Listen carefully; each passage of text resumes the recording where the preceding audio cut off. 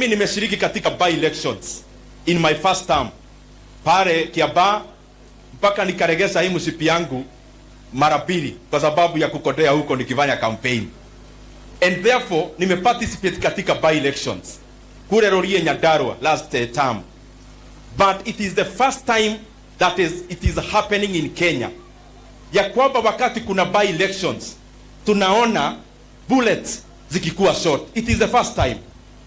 It is also the first time we are seeing the kind of level of intimidation na kutumia fedha za umma, na katika level tunaona saa hii hatujawahi ona tena.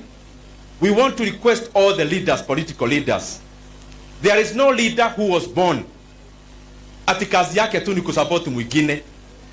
Every leader na every person ako na nafasi ya mawazo na ako na freedom of association.